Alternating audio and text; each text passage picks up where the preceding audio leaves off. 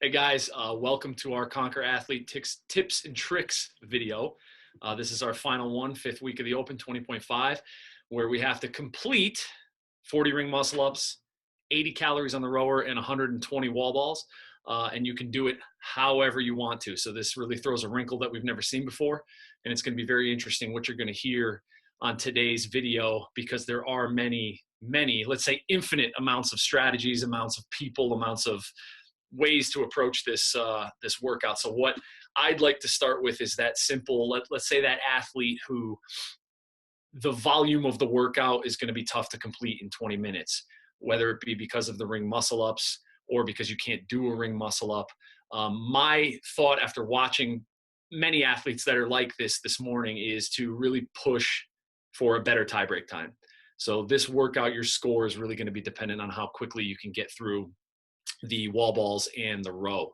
Again, you don't want to blow your wad on those. We're not trying to go out at a 500 meter time trial pace on the row or try to do 120 unbroken wall balls, but we're going to try to strategically get through those so that we can leave enough time to take some shots and chip away at those muscle ups. So for you, for us, for me, I would consider trying to achieve the fastest tie break time on the wall balls and the row, and then chip away at the muscle ups. That's really the only thought that I had on this today, because for what you're going to hear later, there's a lot of different ways that we can approach this. And I'm even curious to hear about some of the higher level strategies that we're going to have coming in. But for those of us that 40 muscle ups, which I think this is fantastic, because we've been talking about this for about 2 years now, where the standard used to be 30 muscle ups per time. And we've been like, when is it going to go up to 40? When is it going to go up to 50? Well, 40 is here. And there are certain people that won't have a problem with that. It'll just be an added issue as far as volume is concerned. But you will hear about people that can complete this and will complete this for time. But for those of us that the volume is a lot, the time cap is a problem, and the muscle ups may be a challenge, I would say focus on your row, focus on your wall balls before we even consider chipping away at the muscle ups. I wish I could be of more help than that, but turn this into a row and wall ball workout, chip away at the muscle ups, and have as much fun as you can. Thanks, Jeff. Perfect. Dom. What's up, guys? I am going to be talking to you today about someone that is not great at wall balls, or maybe decent at wall balls, but just with the capacity to hold high amounts of volume in like the gymnastics portion, like the muscle ups, and the wall balls and rows kind of like, wish we didn't have that today. Wish we just had 50 muscle ups for time instead of 40. For myself, muscle ups are pretty easy for me, so I would probably go out with a big set, and then after that I would be worrying about my breakup with the wall balls and the rowing. So I'd maybe do one bigger set. I would make sure the wall balls come after my muscle up, and then go to row. So the setup, you can do whatever you want. I would do muscle ups, wall ball, row for myself. So after coming off the rower, I can hit another big set on the muscle ups, making sure my shoulders are a little bit more fresh, just to kind of get a nice amount of muscle ups in there before going back to the wall balls. So probably for the first set of that, just kind of doing not a max effort set by any means, but doing a relatively easy breathing set. So like around 30 to 40 reps, something in that range, where I know I can get a good amount of reps in, and then chip away at that row. Throughout the whole time, just really trying to stick to higher numbers, like nothing lower than 20 reps on the wall balls, and just, again, taking a nice breath, breathing through every wall ball and through the row the whole time. The biggest thing for the whole workout is just the point of 40 muscle ups. So making sure you're able to get those done while keeping your heart rate as low as possible through the wall balls and the row. That's really all. As long as you can, yourself with your wall balls, and you can really chip away at that, your focus should be on just kind of knocking the reps out on the wall balls and the row, while you keep coming back to those muscle ups and getting as much done as you can as quick as possible. Awesome. Thanks, Dom. Mr. Harris. What's up, guys? I have a couple of different rep schemes if you guys want to get your pens out. One would be more of like a Cindy-esque type of rep scheme. So one that I thought about was 8 rounds of 5 muscle ups, 10 calories on the row, 15 wall ball, and just kind of move through that. So that's something that could keep you moving pretty fluidly throughout the workout because the rep schemes are very small. Something that I plan on doing as a bigger athlete and somebody that is, I guess, would have a little bit of an advantage for wall ball. I want to save a big chunk of wall balls for the end, and I kind of spoke with Jay about this a little bit. It's 4 rounds of 5 muscle ups, 20 wall ball, 5 muscle ups, 20 cal row. And after 4 rounds, that'll leave a set of 40 wall balls. And I'm pretty confident that I could do 40 no problem, no matter how tired I am. So just kind of leaving that bigger set. So just knowing yourself as an athlete, right? Something that we talk about a lot on this tips and strategies guide. And then the last one I would say is for somebody that's a little bit more proficient in the muscle ups and wants to go bigger. Kind of similar to leave you with a set of wall ball, but only 20. And that rep scheme is 15 muscle ups, 30 wall ball, 20 cal row, 10 muscle ups, 25 wall ball, 20 cal row, right? So it's kind of like a descending rep scheme. 8, 25, and 20, 7, 20, 20, and then you're going to finish with 1 set of wall ball. So those are a couple of different strategies that I thought about there. I like it. Nice. Yeah.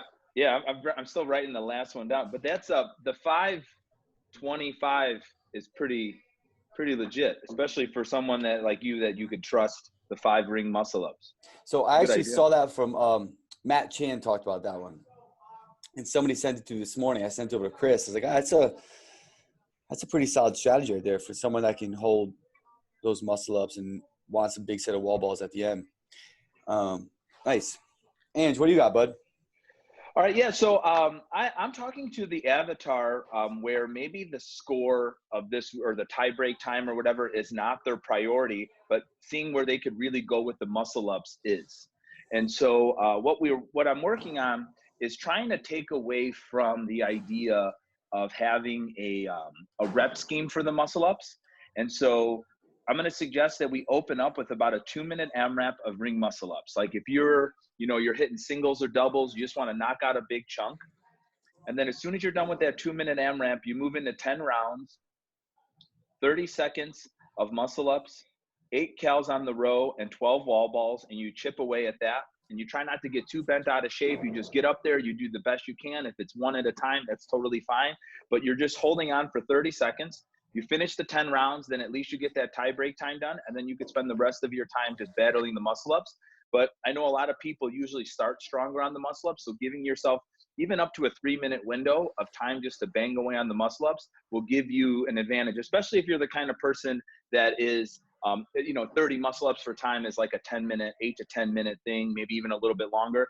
I'm going to suggest this protocol. I gave it to, the reason I like this is really similar to the Wadapalooza qualifier. Remember guys that it kind of gave you the chance to pick your adventure.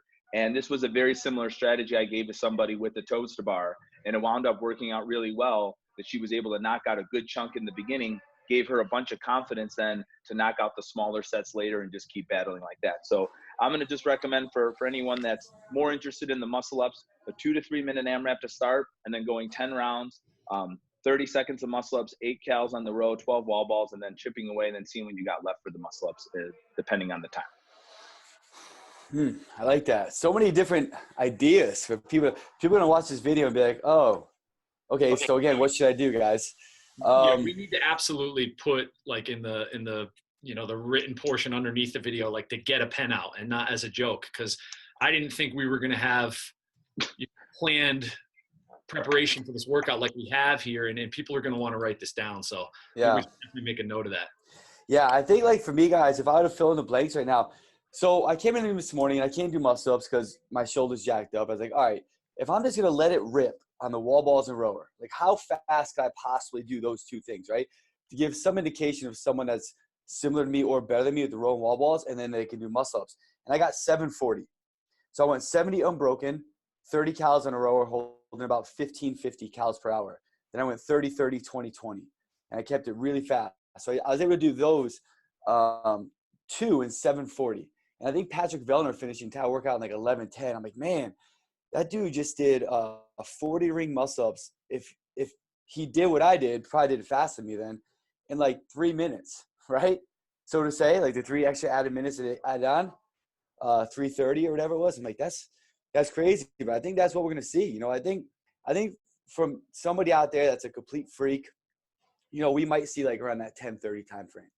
You know, and I think for females, I think we might see females close to the 10-minute time frame for the top, right? If you take someone like an Annie, and let's just say someone could hold muscle ups a little bit higher volume than her, and someone that's taller, think about these girls now throwing a 14-pound wall ball to a 9-foot target. Like, I mean, come on, how fast can they move through that, right? So it's gonna be pretty nuts to see that. But the biggest takeaway, guys, if you heard what Jeff said, if you heard what Dom said, Chris and Angelo, is really understand you as an athlete. And I do think this is why our custom program is so key, because athletes need to understand their strengths and weaknesses and their fatigue factors, right? And people that kind of like jump from program to program or aren't dialed in with a coach, you don't really know. And then you get in these situations like, oh, what should I do? You know, like I was talking to a lot of athletes this morning, and one of them was Ron Ortiz. And lots of my conversations with these guys go, well, what are you thinking about? What do you think you're going to do?